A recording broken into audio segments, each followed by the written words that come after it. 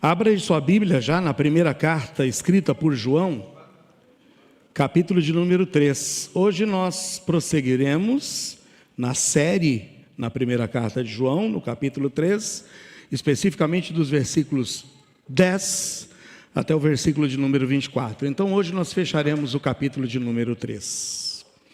O tema geral dessa série de mensagens é a igreja e o mundo atual. E no domingo retrasado, eu digo retrasado porque no passado eu não estava presente com vocês. No passado eu agradeço a Deus pelo Paulinho que dirigiu o culto, ao pastor Nino que havia aí de pronto aceitado o convite e aqui nos trouxe o desafio da palavra de Deus. Então no domingo retrasado nós falávamos no subtema dentro da igreja e o mundo atual sobre os filhos de Deus em um mundo de órfãos. Nós abordamos no domingo retrasado os versículos 1 a 10 do capítulo 3. Eu disse para vocês que a nossa nova identidade em Cristo atesta que somos filhos de Deus. Quando nós cremos na mensagem do Evangelho e nos convertemos ao Senhor Jesus Cristo, nós somos feitos filhos de Deus. Portanto, a nossa nova identidade atesta que nós somos filhos de Deus. E como uma segunda reflexão, naquele domingo eu dizia que já que somos filhos de Deus rompem com o pecado, porque filho de Deus não pode continuar pecando.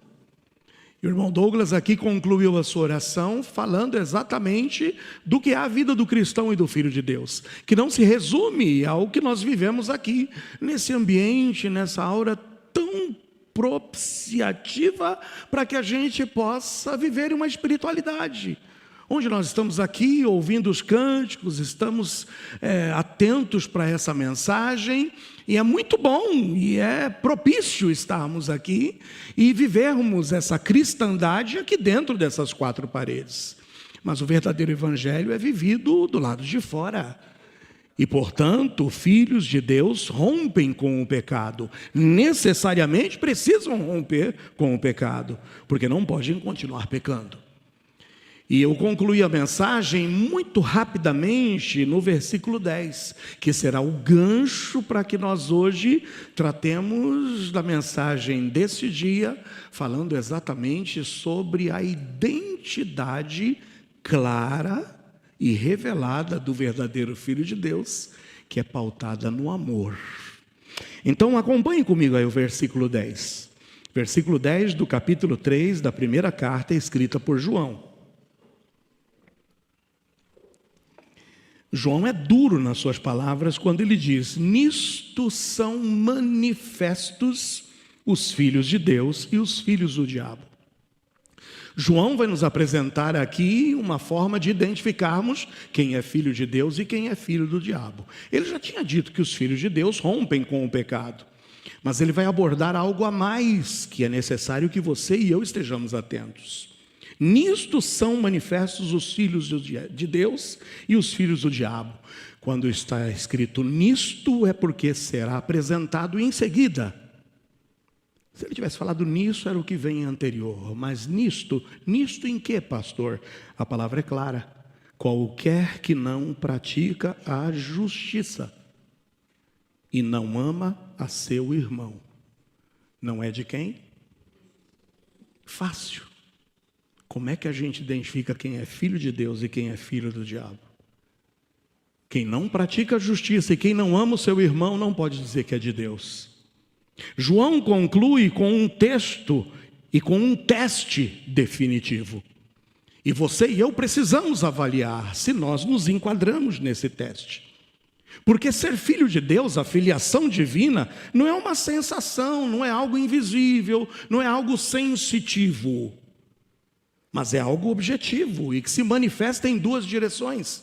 Quando João disse que eu preciso praticar a justiça me conecta verticalmente com Deus. Porque se Deus é justo, Ele espera que eu pratique a justiça. Mas quando Ele diz que eu preciso amar o meu próximo, isso me conecta horizontalmente. Porque o amor pedido aqui não é o amor para com Deus, é o amor para com o meu irmão. Amar o irmão evidencia a minha relação horizontal.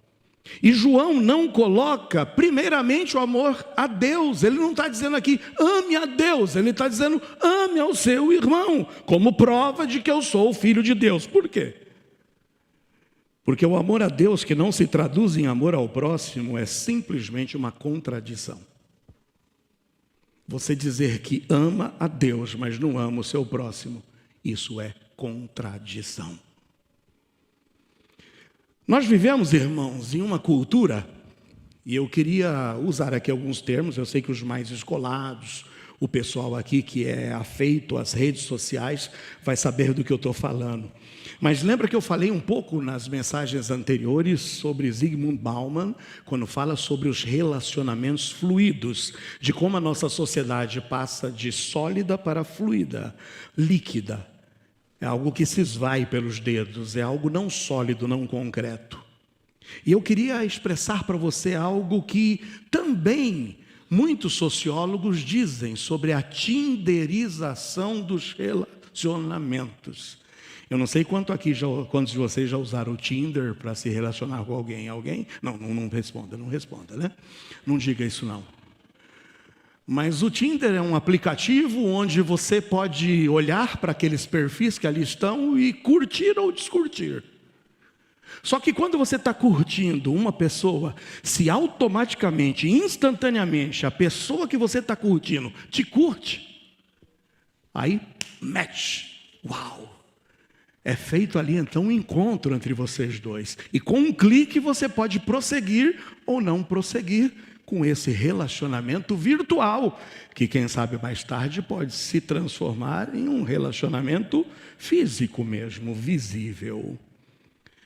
Só que o Tinder, ele acaba popularizando o que os sociólogos apresentam como relacionamentos rápidos, baseados em aparência e em uma conveniência imediata. E tudo está sempre à velocidade de um clique, quando você pode seguir adiante ou não. 3 são os princípios que fizeram o Tinder ser um aplicativo de sucesso e de êxito, e que compõem também um parecer de muitos outros aplicativos de relacionamentos que existem hoje. Primeiro, o consumo instantâneo. O outro é apresentado como um produto na prateleira. E quando você vai no mercado, você observa, será que eu levo esse ou aquele outro? E nós muitas vezes somos movidos pela qualidade. Tem gente que não abre mão da qualidade. Mas quando a gente não está muito bem dos bolsos, a gente olha e a gente vai pelo mais o quê? Barato. É assim. E a gente escolhe aquele produto na prateleira. E hoje o amor no mundo é como a exposição de um produto na prateleira. Está tudo disponível para um consumo instantâneo. Se não te agrada, dislike. Corta da tua vida, descarta e passa para o próximo. Mas também há um segundo fator, é a ilusão da abundância. Eu descarto porque eu digo, olha aqui quantos eu tenho e quantos eu posso escolher. E há uma ilusão de abundância, onde você pode descartar, porque tudo que dá trabalho a gente quer descartar. Ninguém quer investir hoje em relacionamento. Mas você quer descartar simplesmente num primeiro problema e numa primeira dificuldade. Aí lembra dos velhinhos que eu já apresentei aqui para vocês em algumas palestras de casais? Tá os 2 velhinhos caminhando juntos com a bengalinha. E aí diz, por que vocês chegaram a 60 anos juntos? Aí o velhinho responde, porque nós vivíamos em uma época em que nós não descartávamos as coisas, mas nós buscávamos consertar. Agora, hoje, quem quer gastar tempo consertando? É mais fácil descartar. O descarte sem consequência. Hoje vocês já ouviram falar no efeito ghosting? É gente que sai de um relacionamento, vaza, vai embora e simplesmente não se encontra mais. Cadê o fulano? Foi embora. Não se tem mais responsabilidade hoje nos relacionamentos. O outro simplesmente deixa de existir. Isso é o que o mundo apresenta. Mas o que a Bíblia nos apresenta? João vai nos apresentar uma oposição a tudo isso. João apresenta um padrão absoluto e inegociável, pautado no amor de Cristo e na sua cruz, que se prova amor pelo sacrifício e não pelo sentimento. Eu estava conversando ontem com o irmão Jusier. Ele me acolheu na sua casa, enquanto as meninas estavam lá no hospital, na cirurgia, aguardando a cirurgia da ida. Eu conversava com esse irmão. E ele falou uma frase que me tocou. Ele disse, uma certa vez eu ouvi de um pregador o seguinte, que amor que não dói não é amor. Eu comecei a pensar, ele falou, amor que não dói não é amor? Ele falou, pensa na mãe. Tem amor mais puro que o amor de uma mãe? Mas para ela dar à luz, dói. Lembra da personificação do amor de Deus em uma cruz? E aí eu te pergunto, Cristo sofreu ou não sofreu dor? Hoje o mundo diz, descarta. Mas a Bíblia diz, amor que não dói, não é amor. O amor sacrificial ao nosso irmão, que é inspirado na cruz de Cristo, é evidenciado em ações concretas e é confirmado pela obediência aos mandamentos de Deus. E é uma prova irrefutável de que passamos da morte para a vida. Que é a prova, se você passou da morte para a vida, amor. Por isso que a primeira reflexão dessa noite é a seguinte: o mandamento do amor é evidência de vida. Eu vou repetir mais uma vez, o mandamento do amor é evidência de vida. Acompanhem comigo os versículos 11 a 15. Porque esta é a mensagem que ouvistes desde o princípio, que nos amemos uns aos outros, não como Caim, que era do maligno e matou a seu irmão. E por que causa o matou? Porque as suas obras eram más e as de seu irmão justas. Meus irmãos, não vos maravilheis se o mundo vos odeia. E o mundo vai te odiar se ele ver em você amor. O mundo nos odiará. Nós sabemos que passamos da morte para a vida, porque amamos os irmãos. E quem não ama seu irmão permanece na morte. E qualquer que odeia seu irmão é homicida. E vós sabeis que nenhum homicida tem a vida eterna permanecendo nele. Sabe o que é evidência visível de que se passou da morte espiritual para a vida eterna? A forma como eu amo o meu irmão. João distingue os dois reinos, o reino da vida, marcado pelo amor, e o reino da morte, marcado pelo ódio. E não tem meio termo. Não tem meio termo. Ou amamos ou odiamos. E quem odeia o seu irmão permanece na morte, não importa quão religioso pareça. Irmãos, teve um dia lá no passado, está lá em Gênesis 4. Era um dia marcado para se oferecer culto ao Senhor. E lá estava Caim oferecendo culto. E lá estava quem? Abel oferecendo culto. E você acha que não tinha ali no coração de Caim um desejo de agradar a Deus?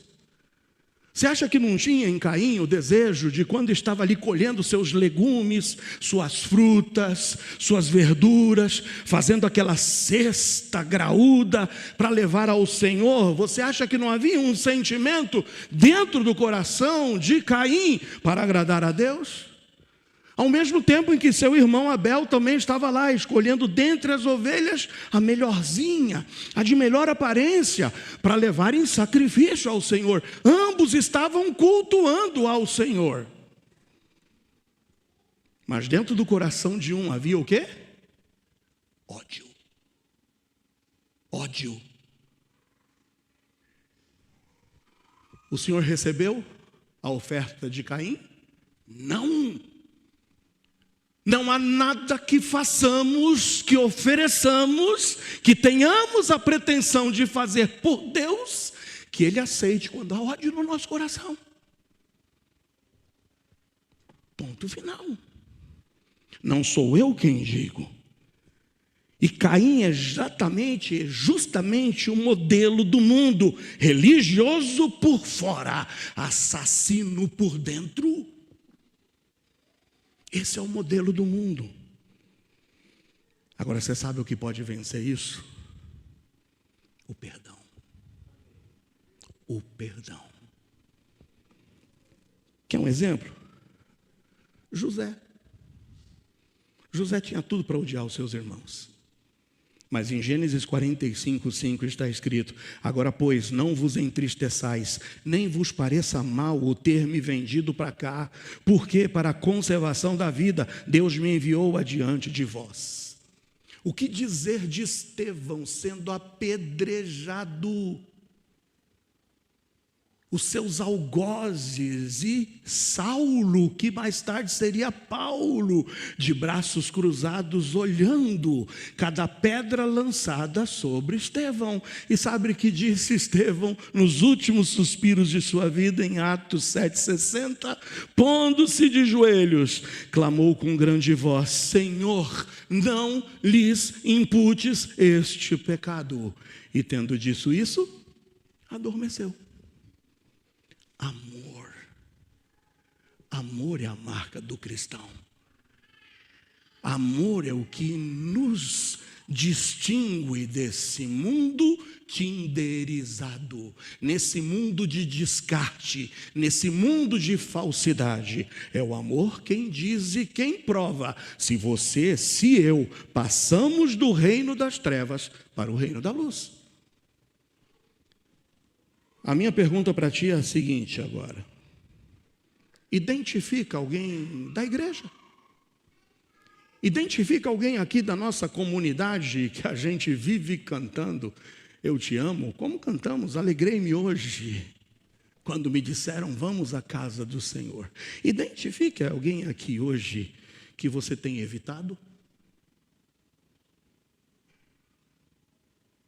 Identifica. Isso é prova de cristianismo.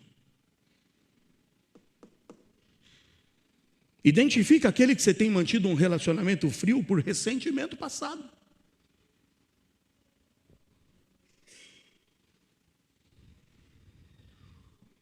E tome a iniciativa. Busque essa reconciliação. Irmãos, eu já apanhei muito nessa vida. Eu não gosto de falar de mim, mas é necessário falar para se aplicar aqui. Eu não vivo o evangelho de hoje. Eu vivo o evangelho de anos. Teve uma pessoa que feriu a minha família há 25 anos passados. O que nós fizemos foi orar e deixar Deus agir. Recebemos um telefonema. Essa pessoa que nos feriu há 25 anos passados perguntou se poderia ir em nossa casa. De braços abertos, abrimos a porta de nossa casa. A pessoa pediu perdão à minha esposa, a mim, e disse que há 25 anos essa situação a atormentava. Meus irmãos, viver 25 anos amargurado, viver 25 anos remoendo. Irmãos, eu já apanhei muito nessa vida. Já acolhi pessoas em minha casa que já moraram comigo, com minha esposa, fez parte de nossa família. Tratamos como filhos. E que simplesmente hoje viraram as costas para nós. Já tive relacionamentos com pessoas de proximidade, de carregar, de fazer parte da família, e que hoje já não tem mais relação comigo. Aí talvez você diga, o pastor vai ficar amargurado e o pastor vai deixar de fazer o bem. Eu vou continuar fazendo o bem. Porque esse é o nosso papel, amém ou não? Você pode ter sido, traído, você pode ter sido maltratado, você pode ter sido simplesmente, colocado num canto, que isso não tire de você a marca do Filho de Deus. E a marca do Filho de Deus é amar o nosso próximo, amém ou não? Não importa se vai ter retorno ou não. Eu sei de irmãos aqui que já investiram na vida de pessoas, que já tiraram do seu bolso para abençoar pessoas, e que depois tiveram essas pessoas virando as costas para você. Irmão, não fica amargurado não, faça mais bem ainda, em nome de Jesus, porque esse é o nosso papel. Diz John MacArthur que o ódio não é apenas uma falha moral, é uma evidência espiritual. Quem odeia seu irmão não conhece a Deus, por mais que professe conhecê-lo com os lábios. Por isso que a primeira reflexão de hoje é que o mandamento do amor é evidência de vida. E quantos aqui vão continuar fazendo o bem e amando o seu próximo? Diga amém. É assim que é a vida. Você pode ter apanhado nessa vida como eu já apanhei, mas você vai continuar fazendo bem, porque essa é a nossa responsabilidade. Ame ao que te odeia, porque quando amamos o que nos odeiam, nós colocamos sobre a cabeça deles brasas de fogo. E é assim que a gente reverte o mal. Em segundo lugar, o amor sacrificial é imitação do amor de Cristo. Lembra que eu falei que amor que não dói não é amor? João vai dizer que o amor sacrificial é imitação de Cristo. Olha o que diz os versículos 16 a 18 agora.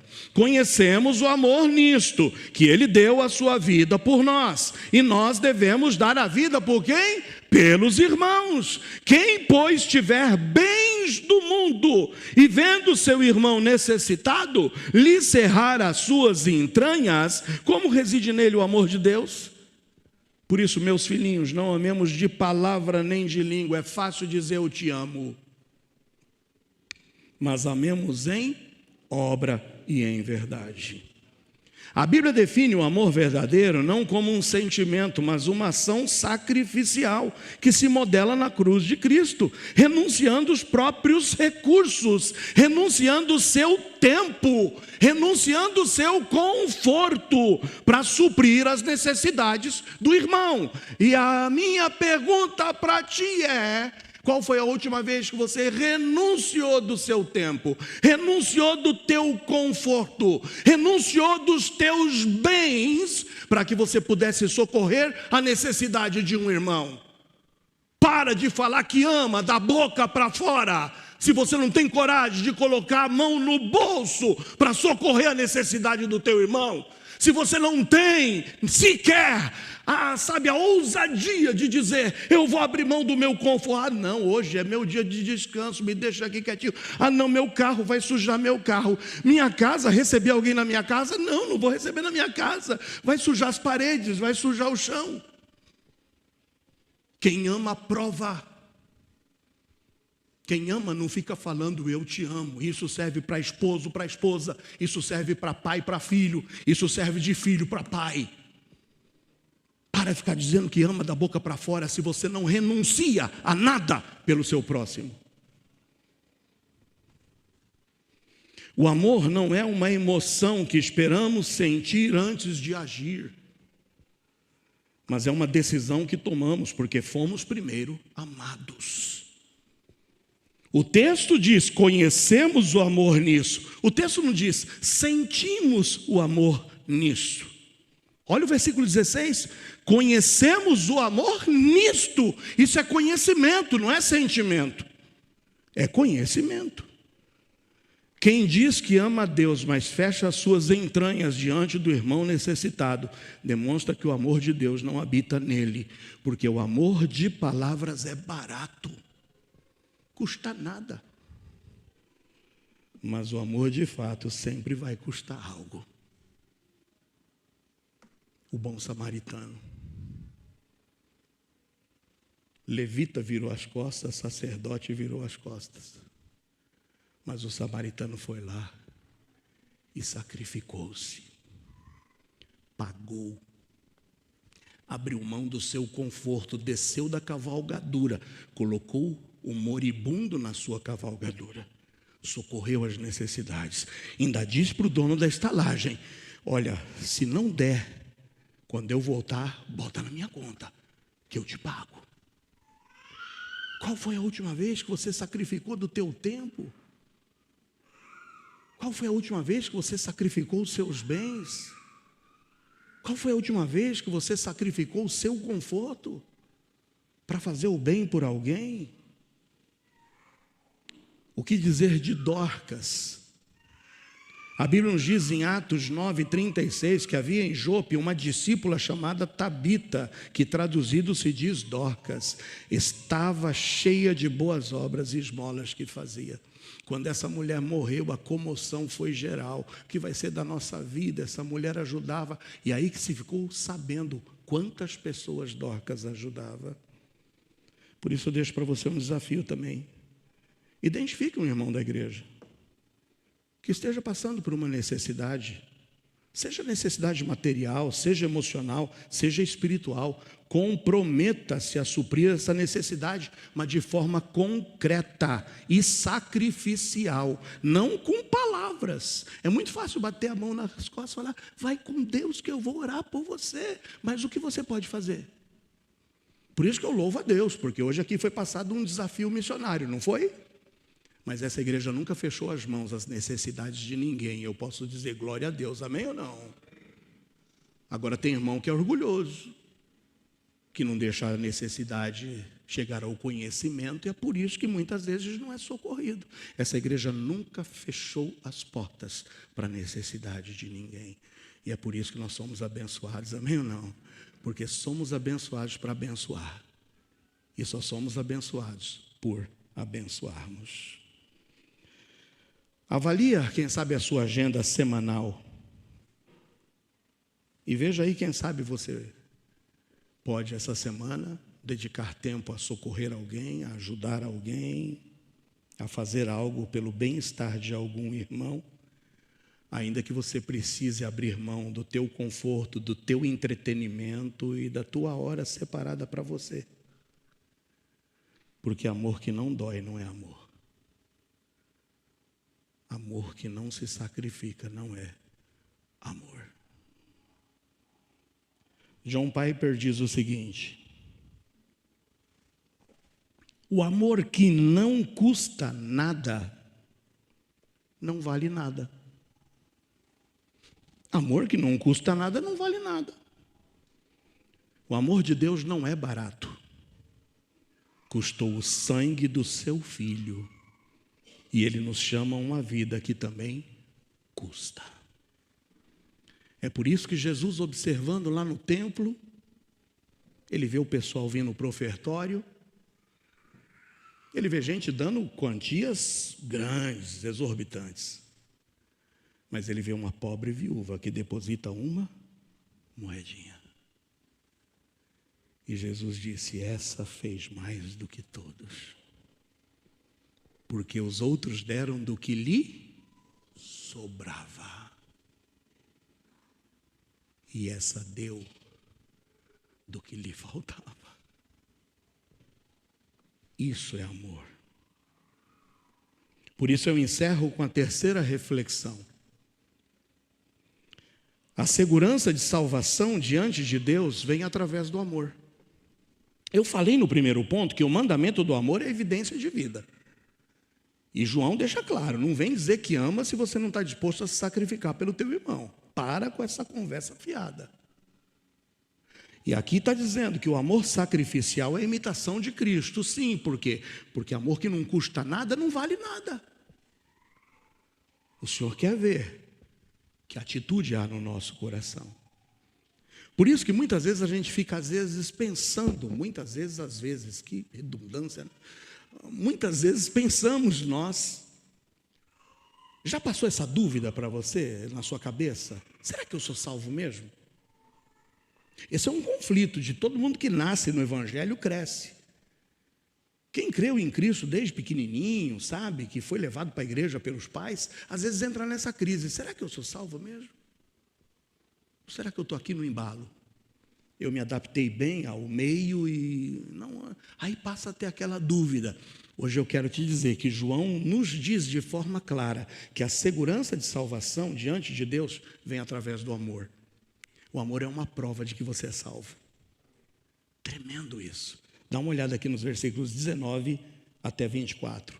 Nisto conhecemos que somos da verdade. Como é que eu conheço se eu sou da verdade? Como é que eu conheço se eu sou salvo verdadeiramente? Como é que eu conheço se eu sou filho de Deus? Nisto conhecemos que somos da verdade, e diante dele estaremos seguros em nossos corações. Vou ter certeza e convicção no meu coração. Por quê? Porque se o nosso coração nos condena, maior é Deus do que o nosso coração, e conhece todas as coisas. Amados, se o nosso coração não nos condena, temos confiança para com Deus, e qualquer coisa que lhe pedirmos dele, a receberemos, porque guardamos os seus mandamentos e fazemos o que é agradável à sua vista. Agora olha o 23, e se você quiser numera, grifa: o seu mandamento é este, 2 pontos. 1, que creiamos no nome de seu Filho Jesus Cristo. Quantos aqui já creram no nome de Jesus Cristo? Amém ou não? É salvo ou não é salvo? Então a segurança vem em primeiro lugar disso, de eu saber que um dia eu criei no nome de Jesus Cristo. Mas tem mais: 2, e nos amemos uns aos outros. Fui salvo, criei no Senhor Jesus Cristo. A evidência está: nos amemos uns aos outros, segundo ele nos deu o mandamento. E 3, está no 24, aquele que guarda os seus mandamentos, nele está e ele nele. E nisso conhecemos que ele está em nós, pelo Espírito que nos tem dado. Então o checklist é esse: primeiro, creu no Senhor Jesus? Amém ou não?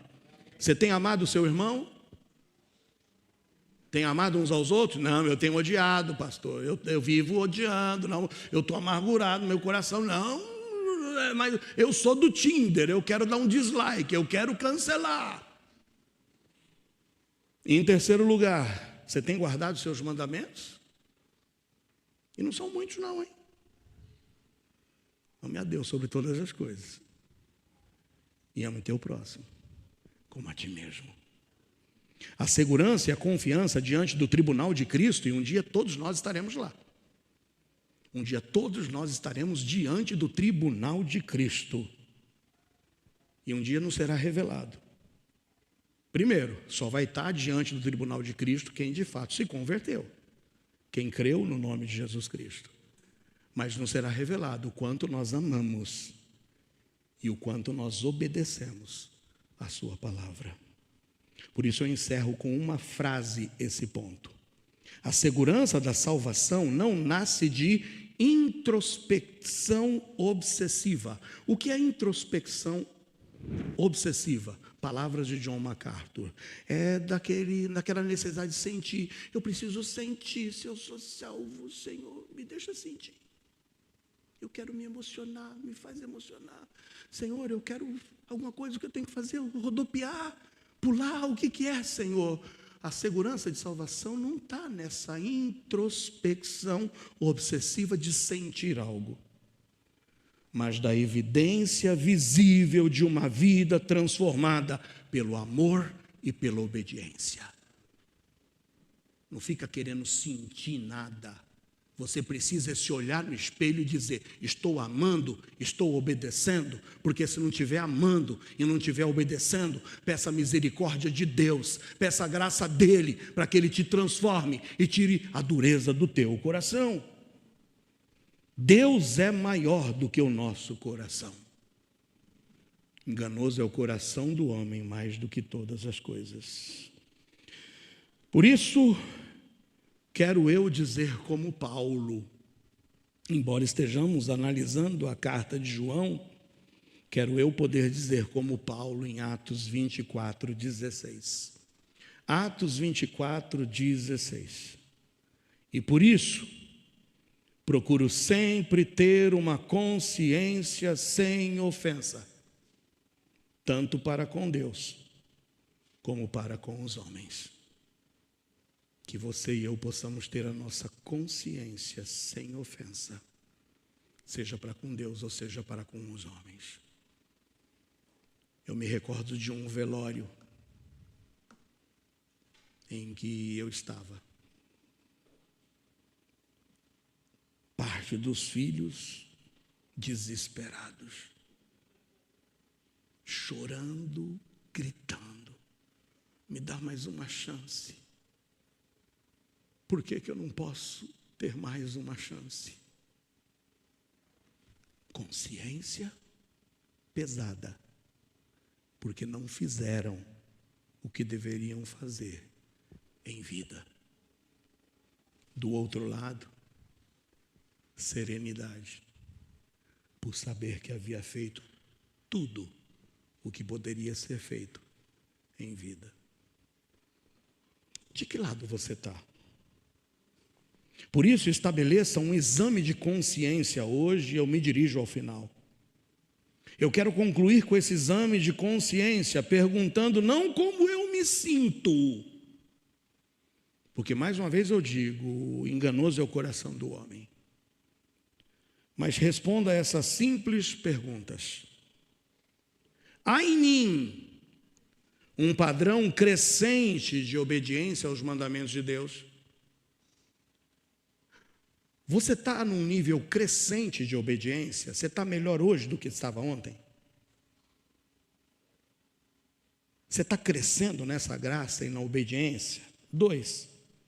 Há em mim um amor real, prático e sacrificial pelos irmãos? Diz qual foi o último ato sacrificial que você fez pelo teu irmão.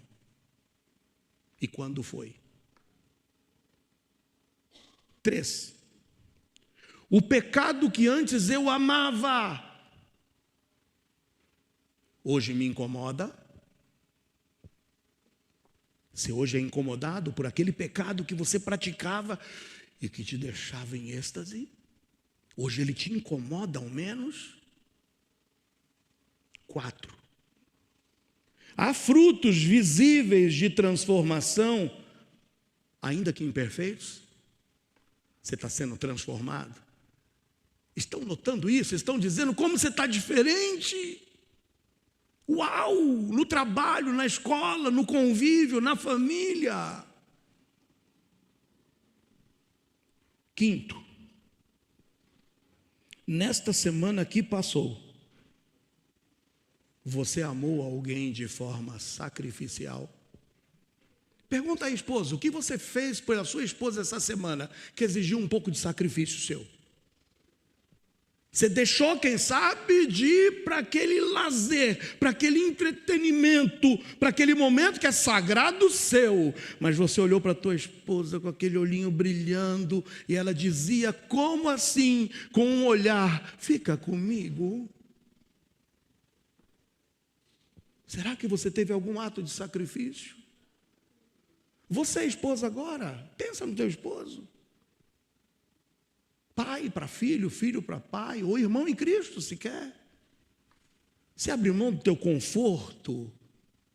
Você se sacrificou essa semana por alguém?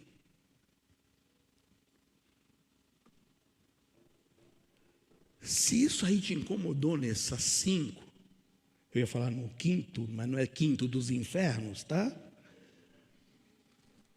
Mas se um desses 5 pontos te chamou a atenção em alguma coisa, pergunte aí agora, você, para você mesmo, o que eu posso dispor nessa próxima semana para provar o meu amor? Pensa, você tem uma semana, ou as esposas estão aí com os olhinhos brilhando, meu esposo vai ser diferente essa semana. Ou minha esposa, sei lá, né? O problema na tua casa talvez seja a mulher. Na minha não tem problema, né, Cida?